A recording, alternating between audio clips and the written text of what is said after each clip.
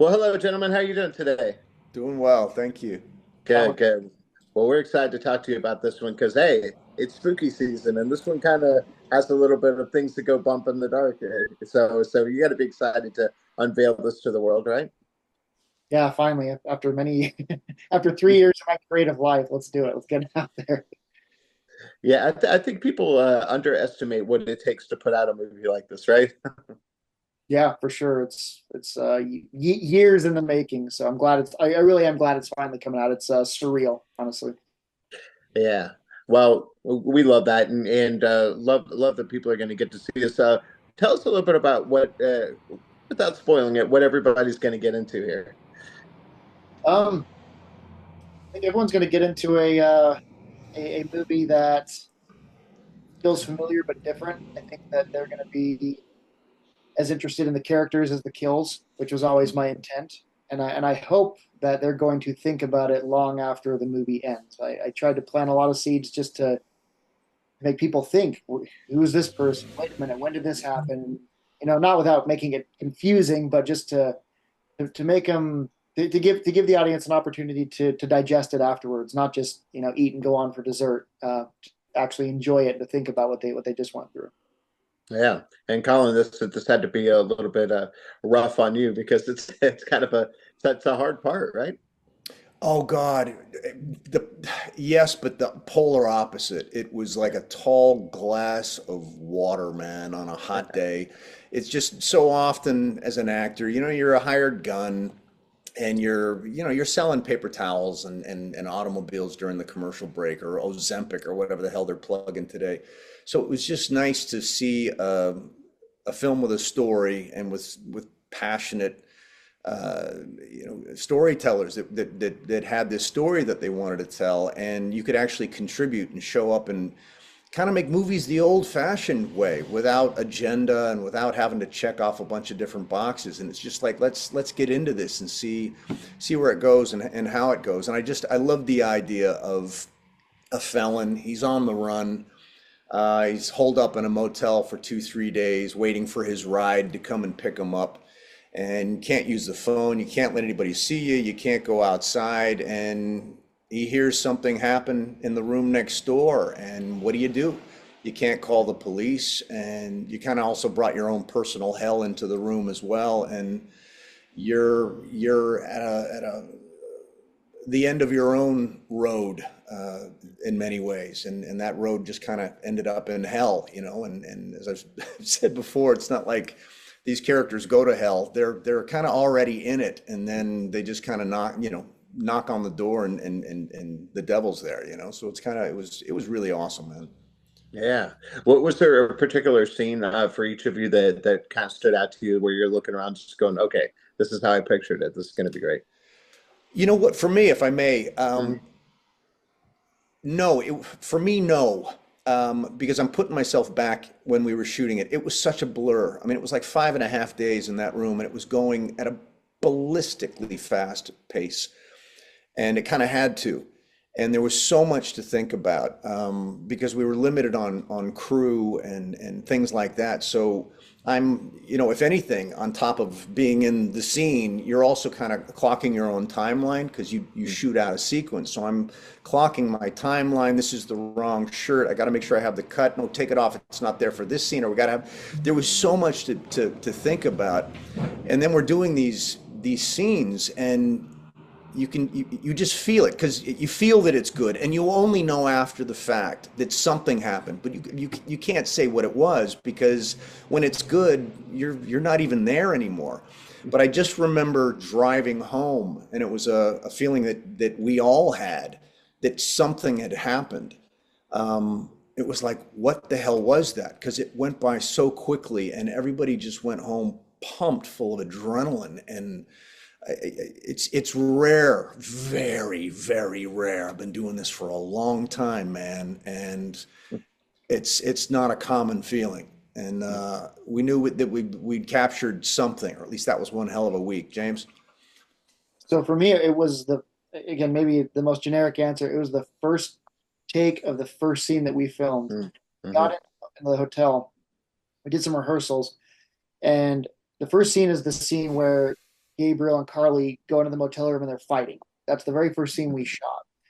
And we've been preparing, and Colin had been working with Jessica, but we got in there and we just started running takes. And I realized immediately, I was like, okay, people may not like my story, may not like my movie, they may not like anything about that, but one thing that will fight to the death on is like these performances are good. Yeah. I remember watching Colin and Jessica just play it out, and it was only like one or two takes in, and I just turned to Mike Balliff and I just said, "Dude, I don't have a job." These two are so in sync with these characters, and they are so prepared that it was pretty much just point the camera and just kind of turn them loose. And so it was that moment where I realized, okay, we have a long week and then other blocks ahead of us, but if they're bringing this caliber of performance, we're going to have something that's going to be entertaining. And so, again, at the end of the day, it's up to the audience. But those two specific, everyone did an amazing job. But just that duo of Colin and Jessica in that motel room, I just I watch it now and I'm like, holy cow, those two are. Well, if I might add to that, Yeah. James, it's so often there's actors on a set and they're in front of a camera and everything is so structured and it's so unmovable, and you end up with a film that's made up of pieces that are put. And this wasn't that. There were If Jessica and I were acting in a scene, there weren't two actors there. You had Michael Balliff behind the camera, and you had James there as well. And the camera becomes another character. It's a point of view because the audience is trapped in there with you. And so it was a very kind of Cassavetes kind of feel to it. It wasn't this paint by numbers. These are the pieces. It was like, this is happening. So let's just record what's going on. I mean, it wasn't that, but there was a feeling of that. So sometimes Michael would pan this way or pan that way, and because again they weren't working. It has to be exactly like this. It was like, no, it's happening in the room, and the camera becomes another character in the room. And I have to hand it to Michael, who was our cinematographer and producer and editor, and and he did a thousand things, but just behind the camera, he got pulled into the energy of the room, and then everyone starts working intuitively. And as much as I might be focused on Jessica, if I see Michael move to his left, I know I'm going to counter. And I'm still locked into Jessica, but I know what he's doing. The three of us are dancing now. It's not two actors in a room, it's three. And it's wonderful if you can, I'm blessed to have been doing this for a while. And so and I've worked with camera operators that are that they'll just start to move because they're free to move, because trust me, these are artists too, because they don't have some asshole director saying, no, lock it off and that's it, and just instead it's like, no, man. So everyone's given the freedom and a little bit of flexibility, and what happens is you can get, I wouldn't call it lucky, but you're opening yourself up for a bit of providence, a bit of magic, the muse will come and visit everyone if everyone's allowed to play a little bit. And James created that without question. And for that, you have to have maturity and wisdom. And as an artist, it's not about ego and no, this shit's going to happen the way. It's like, no. It's just because he could see the stage and let it breathe, and masterful directors, Kazan would be like that, and Cassavetes would be like that, and especially if it's an acting piece, let the actors play, and we'll pick up the pieces that are specific that we need. But right now, let's let it breathe and see what happens. And James, to my eternal gratitude, allowed everyone to contribute. I love that. And the thing is that, people will pick up on that passion and they look up at the screen, they go, see, that's what I want to do. And both of you, you do have obviously a very big passion for this. What advice would you give to someone that wants to come up and make great films and have great performances? Um, for me, I would What just surround yourself with people who care as much as you do. Because I mean, I I see a lot of friends who do films, and a lot of people who want to act or direct or whatever, and they can never quite get their thing done. They can never quite get their movie made. They can never quite get that. But for me, it's like if you have people who care as much as you do, Mike cares as much about cinematography as I do about directing it as this person does about acting. And if everyone is collectively just engaged, and you have a team that truly cares, it'll work itself out. That's key. That actually, that's to Colin's point. It's just you do this, you do this, you do this, and it's just after cut, you just sit there kind of quiet. And that wasn't like that for us. We were just having a great. We were all tired and working, but we'd get done and we were laughing and trying new things, and it was just a very creative environment. So for me, it really was. I think the term filmmaker is disingenuous because it's like I don't think it exists. There's not one person who makes a movie. It's insane how much creativity is required from everyone. Mm-hmm. Well said, Colin. Say the question one more time. Just what kind of advice would you give to someone that wants to follow in your footsteps Oh and shit, get that's those great easy. performances? Yeah. That's easy. Quit. You'll never make it.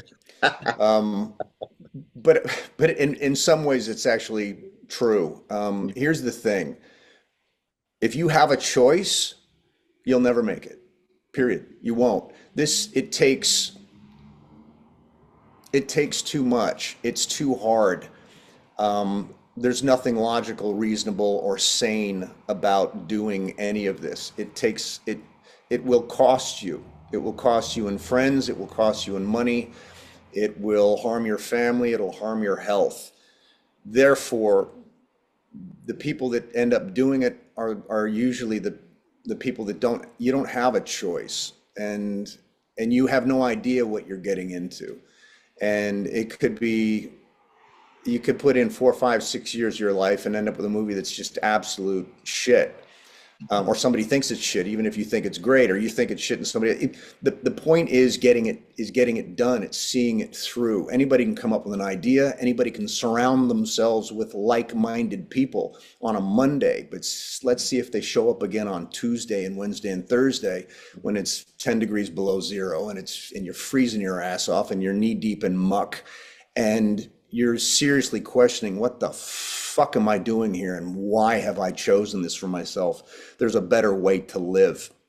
When you can't think of a better way to live and you're cursed with this bug of what you need to do, you simply can't live without doing it. It's more like an alcoholic in a bottle, really, than it is about anything creative or, yeah, I'm going to make a movie. So if you're thinking it's glitz and glamour and red carpet, yeah, great, knock yourself out. You'll last a day. Hmm. Yeah. Well, you guys clearly have the passion, and you can see it in the film. We're gonna tell everybody check it out. Really appreciate your time today, and look forward to talking to both of you again very soon. Thank Awesome. you, brother, very much. Thank you.